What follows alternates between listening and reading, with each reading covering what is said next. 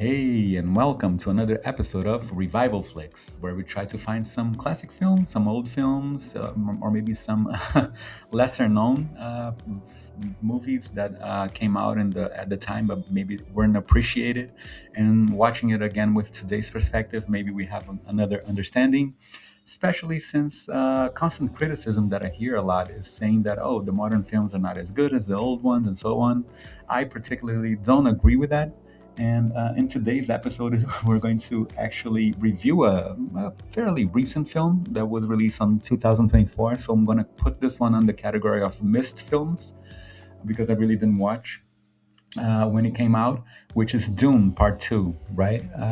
Actually, halfway through the film, I also realized that I didn't watch Dune Part 1.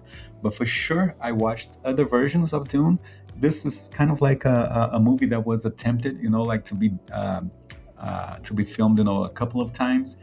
And I might be mistaken, but most of the versions didn't actually like reflect the quality of the written work. That's why it was kind of like hard to do this film. But actually, I watched a good documentary about one of the attempts, and the documentary was really good. It's Jodorowsky Dune, if I'm not mistaken. I'm probably not pronouncing his name correctly, but anyway, if you guys are curious, I'm going to leave the IMDb link for this documentary in the description. If you're like a fan, like from Dune, for sure, it's worth watching this documentary. Anyway, let's get into the movie, right?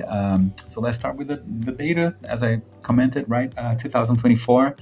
The rating on this film in IMDb, it's really high, 8.4, 8.4. I'm going to talk about that later on. So production revenue, so it costed about 190 million. It's a very expensive film, and it generated almost a billion, 714 million worldwide. So I would guess it's a very successful movie. And the reason that I actually took some time, like to watch this movie, not only it was like in the top of my list to catch up, but also because since part three it's coming out, I'm going to try to watch it in the theater. I wanted to, like get good context about it. So yeah, so it actually won. It was nominated, I think, for maybe four or five Oscars, but it actually won two of them: Best Sound and Visual Effects. So visual effects, I guess that I don't think there's any discussion here. And Best Sound, actually, I was kind of like impressed, like in the middle of in the film, right? But I didn't, for example, I didn't really consult, IMDb to see what was in the production, and so on. But actually, afterwards, I had to, like check who was responsible for the sound score. So it was Hans Zimmer. So no, no surprise there, right? So it was really great. It was very, very, very good. Very aligned with probably what the atmosphere that the director wanted uh, to create, So yeah, so jumping into the director, Denis Villeneuve. Actually, by name, I wasn't familiar with him, so I had to look up, like other works of his. So Blade Runner, the new version, 2049, right? So I actually watched that one, and it was very good. And then there were a couple of other films that I'm probably gonna watch, like just to get familiar with his style, and they were like actually good rated in the IMDb. So Arrival and Sicario. So some of his earlier works, so 2016 and 2015. Probably gonna watch some of those if they're any good. Of course, I'm gonna post a video about it. And then we have the stars, right? A lot of stars in this film. So Timothée Chalamet. So he's actually now he's very well known because of Marty Supreme, which was also nominated by an Oscar, almost won, I think. And then I think he maybe he lost to the best film, right? I think he lost to that Leonardo DiCaprio film. I'm forgetting the name now, but anyway, it's probably also a very good film. But um, I'm going to watch Marty Supreme probably in the next week. Anyway, he was also in Wonka, Interstellar. I for sure don't remember him from Interstellar, but maybe he was a kid there. I don't know. I gotta see what character he played there. And then he also participated in some TV series like Homeland, Law and Order, which were actually successful TV series, right? Then we have Zendaya, which also is in evidence. A lot of films she has done, and I'm actually I think she's a good actress. Spider-Man, I think is maybe her maybe most famous role that she played, Homecoming. Then we have Javier Bardem. He was also good in the movie.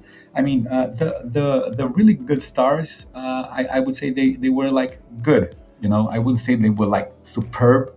Nothing like extraordinary there. I think they were like good, right? So okay, so we have Javier Bardem, Josh Brolin, and then we had like a very gorgeous woman there, which is Rebecca Ferguson. I mean, she already caught my attention, like while I was watching and so on. And then I couldn't figure out if I had seen other films from her. So of course I went into her filmography and just to, like out of curiosity, and then it totally snapped, right?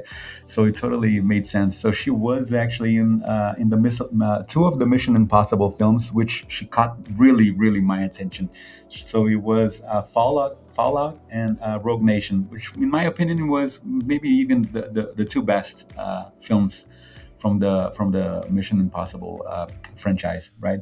So yeah, so she was really she's really an eye catcher, and I think, I mean, the acting part, it's good. It's not like bad. It's like, I would say, standard, right?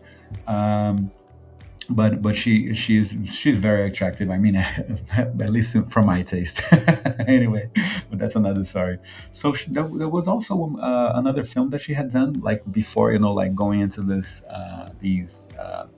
big productions, and it was kind of like a film that was highlighted in her biography there, in the like known for or whatever, which was The Greatest Showman. I didn't watch this film. I also put like in my watch list here, and if it's any good, of course, I'm gonna post a video about it. Then we had like two actually other actors like secondary roles, but also good. Stellan Skarsgård. Maybe that's how you pronounce his name. So he's actually the star from Chernobyl. He was good in the film, but then I had actually a very very good actor in my opinion. That was like the highlight for the film, which was Dave Bautista, right? So I was looking into his films. Actually, he has like he like done a bunch of films, but he has an extensive list of low-rated films in IMDb. But anyway, I think that in this film he was like he stood out in my opinion. But anyway, you guys can leave your comments here to see if you guys agree with me or not, if you have already watched it and so on. But anyway, Dave Bautista, he's one of the bad guys in the film, but I think he stood out, like bringing in, like something different in the film. But anyway, he had participated in Guardians of the Galaxy, Avengers, I think a couple of Avengers film, Riddick, and also he participated in Blade Runner 2049. So maybe that's, like the director likes to, like stick to his crew. I know that there are a bunch of directors that like, like to use, like the same crew and so on. Probably Denis Villeneuve is one of those. Anyway, a curious fact about Dave Bautista is that he was actually in the WWE wrestling crew. So that was kind of funny, and I mean, kudos to him. He made it. I think, into the film industry. For this film, for sure. I would say it would be like a highlight in his career for sure. Anyway, let's get into the film by itself review. Well, let's start about, I guess what probably is the highlight of this film, which is the visual effects. I mean, this film is really sharp on on the style, on the visual style that it created. I think it was kind of like at some point even groundbreaking, because it actually transitions in style during the film, but it transitions without you like thinking that it wasn't like aligned with the storytelling. So that for me, it was for sure for sure the highlight of the film, and of course it won the Oscar for it, and I think it probably deserved it.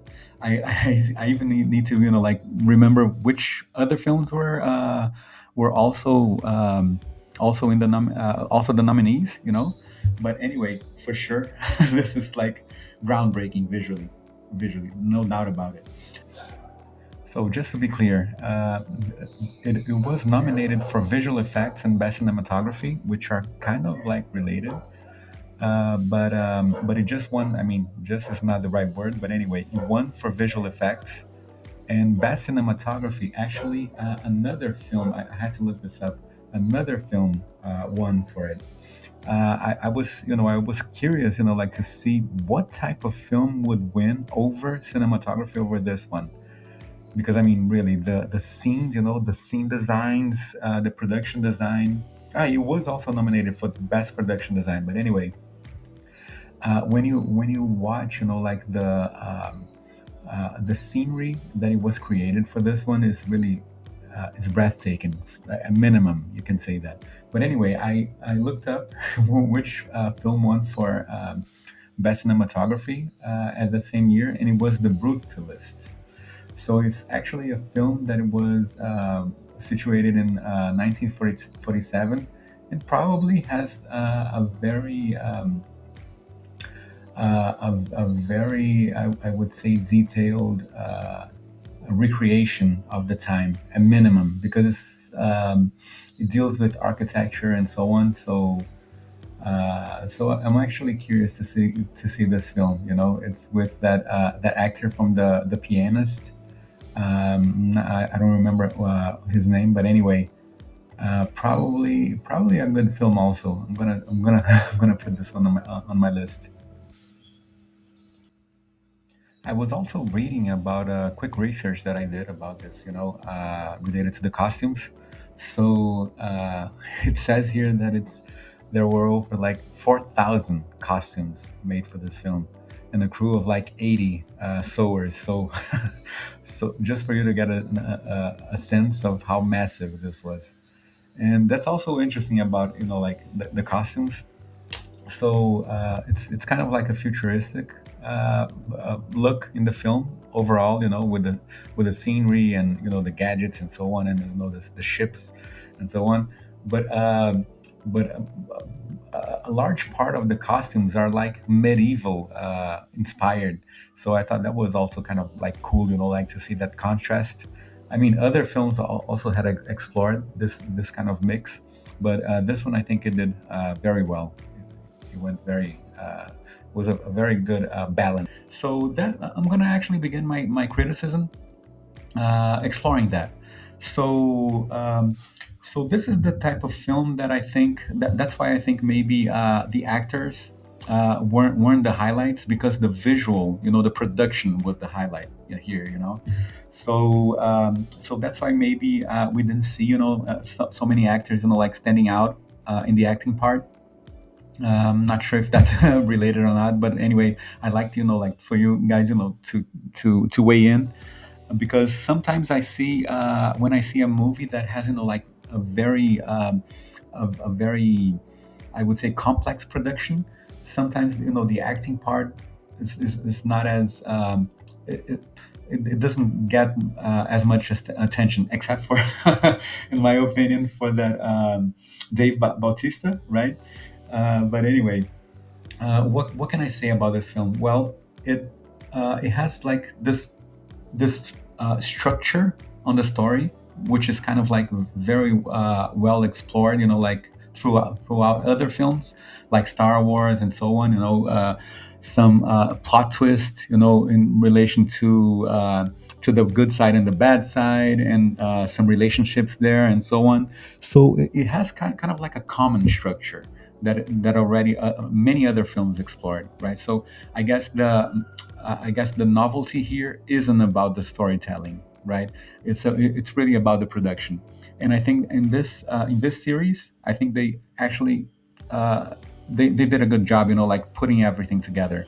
The problem is that we are already accustomed to this structure, so there weren't any, I would say, surprises in the storyline. So I mean, this is no spoiler, right? I guess we can think of the like good side and the bad side and special energies and so on, and like prophecies and whatever. So I guess that would be, I would say, like the downside for this film, right? But I guess they couldn't actually change much stuff around it, because the fans of the original Dune story, like even the written ones and so on, would be like completely completely frustrated with it or unhappy with it. So they had to stick with it. However, there was one aspect about the common structure, the common story here, that I think they kind of did a good job of exploring, which was the philosophical aspect of it. For example, since we have, like we have kind of like a prophecy, as the center of the story here, right?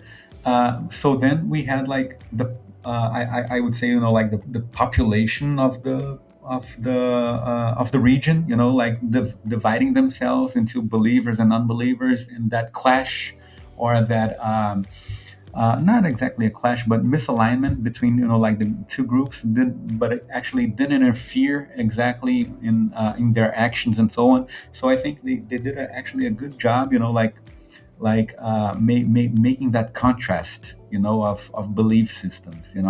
So this in my opinion, this was actually the I would say the novelty part of this version of Dune. I really don't remember that being explored on the other films of Dune. But this was actually interesting, because I think we do have, like, nowadays, things are being questioned again, especially in the internet and so on, conspiracy theories and whatever. So this, I think it's aligned, with the zeitgeist of the moment, at least, right? So yeah, so this was actually a good aspect of it. So other details that caught my attention, I mean, the level of details, that the production managed, like to do, here and there, and how they live, or how they, like certain, gadgets and whatever. This type of detailed I would say production. This is the kind of stuff that really gets you into believing that you're in that atmosphere, and that you're in that universe. So that's I would say that that's the secret sauce, like for the Star Wars franchise and so on, or other epic franchises. But anyway, in my opinion, they did do a good job here of providing all of that, especially combined with the visual effects, like the type of texture that they put in the film, that, like, the color palette and so on. Was really well done, really well done. I mean, I wouldn't go as far as giving an 8.4, but at least like an 8. I think I rated it as an 8, actually. I wouldn't rate it as a 9, but an 8, a solid 8 for sure. And yeah, so anyway, still exploring, like the film. As I commented before, like, the score was also a very a very well composed score, and at some points it really it really kind of like touched us, like on waking up, and because the film is kind of slow in the beginning, and I think that's intentional, because this film it has a style, like that. It kind of like tries to bring back the rhythm of 80s or 90s films, something that is not as the cuts is not like so, hectic and so on. It's like a more the cadence, right, is slower. So I think they did a good job, like to try to make this feel as if it was an older film, but this can't possibly be an older film because I mean the visual effects are simply amazing, right? So yeah, that was something that also I was also sort of a fan of. So, to whom I would recommend this film? Actually, anyone that really likes, like a good sci-fi movie, an epic movie, and this is like maybe 2.5 hours, so there's plenty of stuff to see. And also, don't go into this film if you're like sleepy or whatever, because it is kind of slow in the beginning, but afterwards, like it maintains a good rhythm. If you're into visual effects, movies that it's in the high end of visual effects, I guess this is also for you. Even if you don't like sci-fi movies, like so much, this is a must-watch for sure because it's a masterpiece. There's no doubt about it. Production-wise, masterpiece.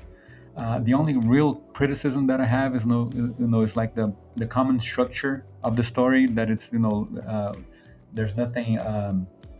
There's nothing unpredictable about it, and also like the acting that I thought it was basically like standard. I wouldn't say that there was like any highlights in the acting part, but anyway, the costumes that are amazing. So that also probably influences, right? If how much energy the actors do still have after they go out into all of the makeup, costumes, and whatever, like that's tiring. That's tiring for sure. Kudos to them. It's not an easy production. To be like 100% all days. In the film production, but yeah, I guess the production here is the highlight, and the other stuff is kind of like secondary. I would say like that. So of course, if you're a Dune fan, this is for sure a movie for you. But anyway, yeah, I guess people that like sci-fi movies, I don't think you'll waste your time with it. It's a very good, solid movie. But I would say that I mean the acting is not like superb, but it's also like standard. But you'll have fun. You'll have fun for sure. And of course, keep keep your mind open. Like for crazy concepts here. And I think that's also important to keep in mind. And yeah, see you in the next one.